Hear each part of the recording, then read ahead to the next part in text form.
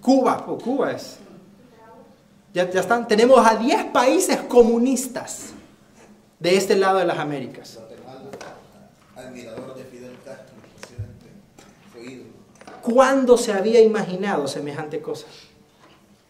Y todos estos países en algún momento se van a aliar con Rusia para ayudarle enviándole ejército, para ayudarle enviando armamento o recibiendo armamento, y todo esto se está haciendo un frente contra Estados Unidos, que va a seguir siendo el enemigo de Rusia.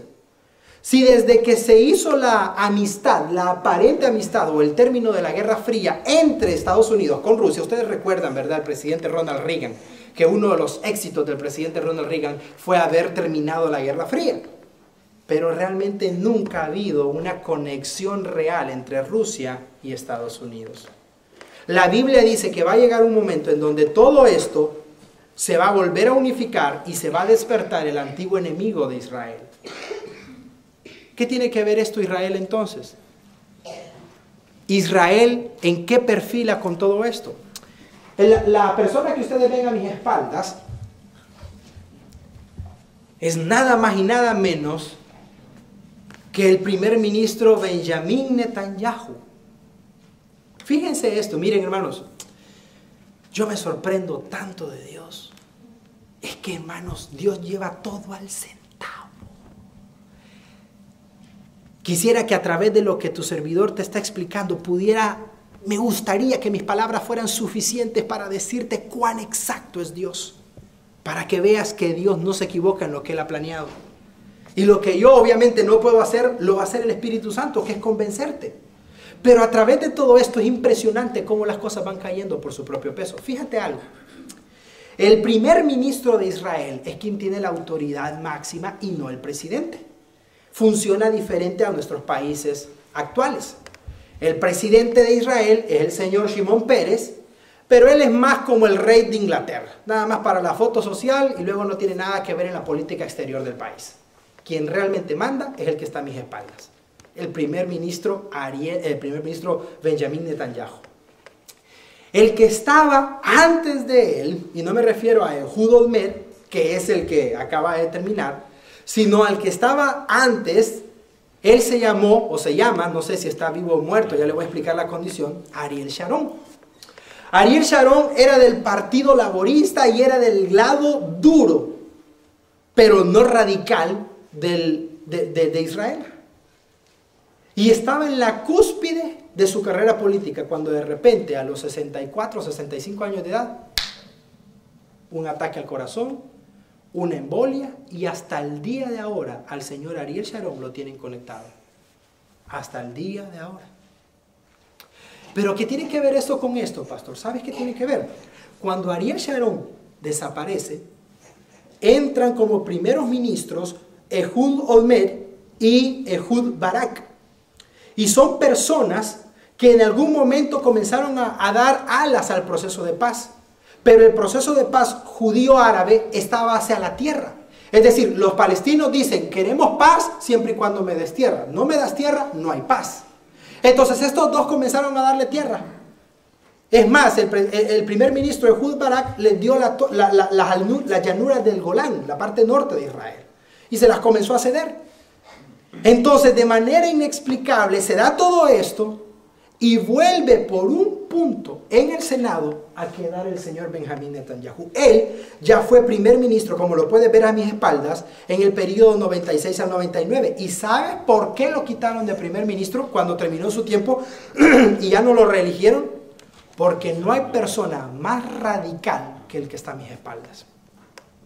Él no puede hablar de procesos de paz. ¿Sabe lo que él ve? Bombas. Él resuelve todo con bombas. Ah, ¿no te gusta? Ahí te va una bomba. Tal cosa, bomba. Entonces, los árabes, ¿qué pueden pensar los árabes? Los árabes pueden decir, no, hombre, el peor que queríamos que llegara, llegó. El que solamente nos tira bombas. El que no se puede hablar con él, sino que solamente son bombas. Dime si no está Dios detrás de eso.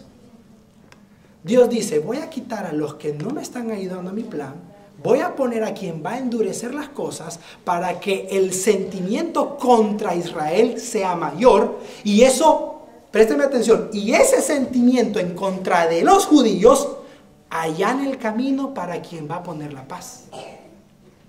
Interesante, ¿no? Interesante. Si me le puede subir más a mi micrófono, por favor, hermano.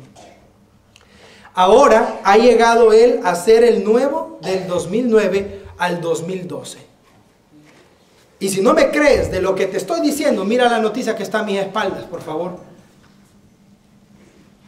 ¿Alguien puede leer el título?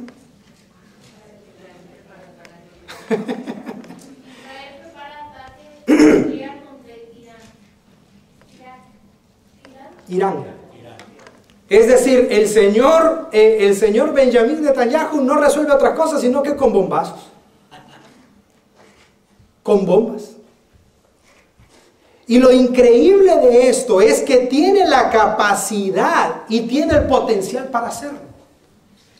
El Mossad, que es el área militar de los judíos, es una de las más especializadas en todo el mundo. De hecho, los del servicio secreto de Estados Unidos se capacitan en Israel para las estrategias militares.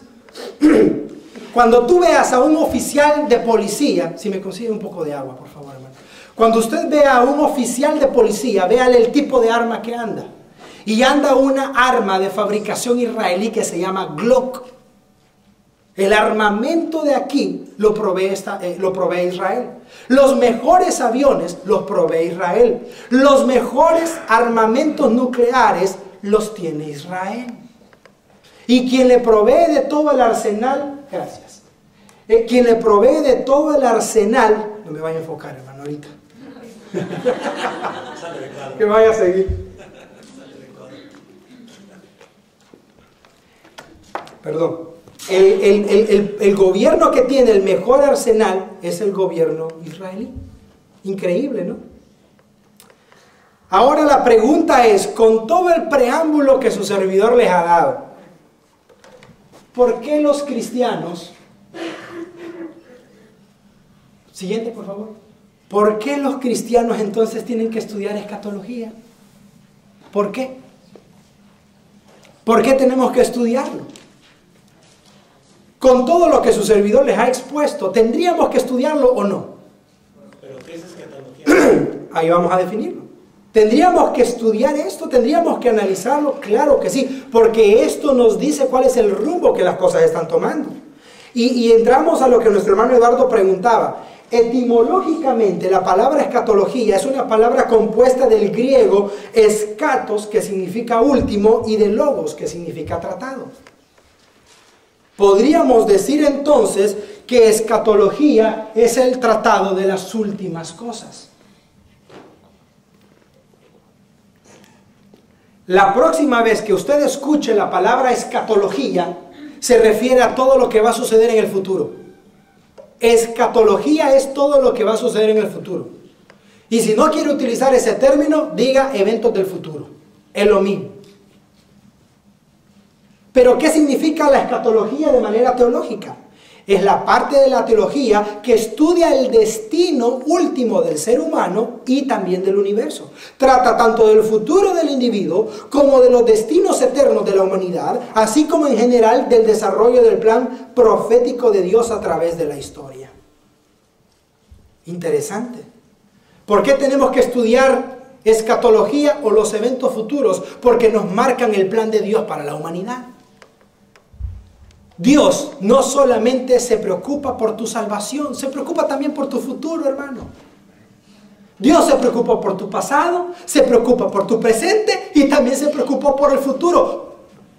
¿Por qué? Si entendemos que Dios cubre las tres facetas de la humanidad, de tu vida y de la mía, ¿por qué no aceptarle? ¿Por qué no recibirle? ¿Por qué no amarle? Si nos está dando un paquete completísimo. Siguiendo más adelante, la escatología, cuando definimos escatología, o cuando estudiamos, escatología, nos centramos en el hecho de que finalmente Dios implementará su reino y a su rey sobre cualquier otro gobierno sobre la faz de la tierra. Cuando estudiamos escatología, estamos hablando de que Dios va a implementar su reino sobre la tierra. Y si hay algo que tiene que emocionar a cualquier cristiano, es el reino de Dios sobre la tierra. Entonces, escatología no es complicada, eventos del porvenir no son complicados, no es difícil, no es para gente que va a un seminario, no es para gente que se prepara teológicamente, es para todo cristiano que quiera que el reino de Dios se implemente en la tierra.